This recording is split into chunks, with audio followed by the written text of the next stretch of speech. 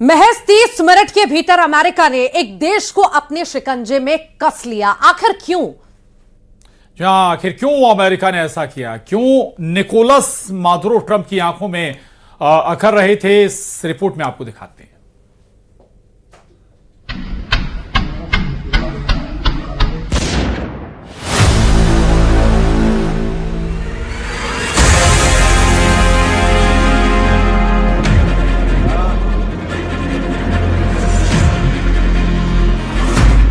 क्यों मादुरो को दुश्मन मानता है ट्रंप प्रशासन? क्या है वेनेजुएला पर हमले की क्रोनोलॉजी?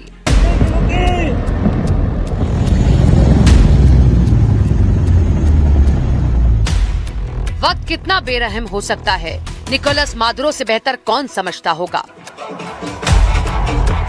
21 नवंबर 2025 का ये वीडियो देखिए, जिसमें Nicolas Maduro no war yes peace के रिमिक्स पर थिरक रहे हैं। जिस शख्स को दुनिया आज हथकड़ी में देख रही है, वही मादुरो कुछ हफ्ते पहले कैमरे के सामने मुस्कुरा रहे थे, नो वॉर येस पीस कहते हुए डांस कर रहे थे। लेकिन इतिहास बताता है, सत्ता का नशा अक्सर सच की आहट नहीं सुन पाता, और जब सुनाई देती है तब तक बहुत देर हो चुकी होती है।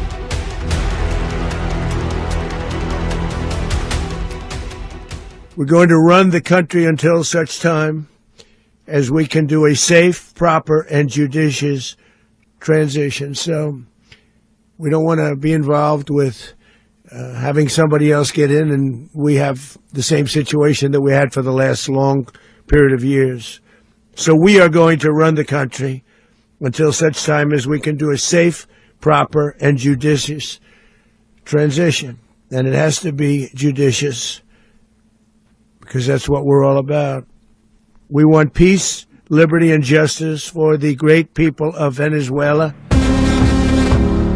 लेकिन निकोलस मादुरो के लिए ये हालात आखिर अचानक कैसे बदले? वेनेजुएला पर हमले की क्रोनोलॉजी क्या है? इसे समझने के लिए हमें इतिहास की परतों में झांकना होगा। वेनेजुएला में पनपे इस हालात की जड़ें सालों पीछे जाती। 2013 में हाइगो चावेज की मौत के बाद मादुरो सत्ता में आए, लेकिन उनकी वैधता शुरू से ही सवालों में रही। 2018 के चुनावों को अमेरिका और कई पश्चिमी देशों ने मान्यता नहीं दी। इसके बाद अमेरिका ने वेनेजुएला पर कड़े आर्थिक प्रतिबंध लगाए, खासकर तेल सेक्टर पर। वॉशिंगटन का आरोप रहा कि मादुरो सत्ता बचाने के लोकतांत्रिक संस्थाओं को कमजोर कर रहे हैं। 2020 में अमेरिका ने मादुरो पर नार्को टेररिज्म और ड्रग्स तस्करी के आरोप लगाए और इनाम घोषित किया।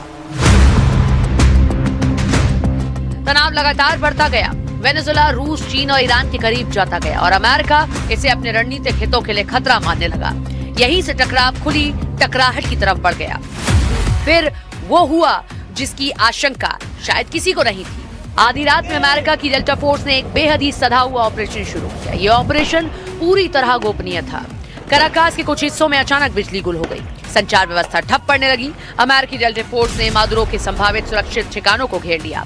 ड्रोन और सैटेलाइट निगरानी पहले से ही एक्टिव थी। कुछ ही घंटों में सैन्य ठिकानों पर सीमित लेकिन सटीक हमले किए गए। मादुरो को उनके एक सेफ हाउस के पास हिरासत में लिया गया।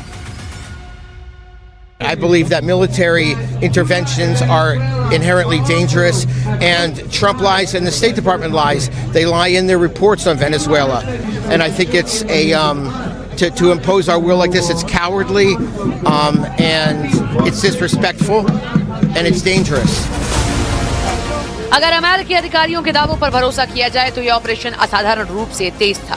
बताया गया कि जैसे ही ग्रीन सिग्नल मिला, जमीन, हवा और समुद्र तीनों मोर्चों पर कार्रवाई एक साथ शुरू हुई। कम्युनिकेशन जाम किया गया, सुरक्षा घेरा तोड़ा गया, मादुरो को मूव करने का मौका ही नहीं मिला। सूत्रों के मुताबिक शुरुआती घेराबंदी से लेकर हिरासत तक की पूरी कार्रवाई 30 मिनट के भीतर पूरी कर ली गई। यही वजह है कि वेनेजुएला की सेना या समर्थक कोई संगठित जवाब नहीं दे सके। जब देश जागा, सत्ता पहले ही हाथ से निकल चुकी थी।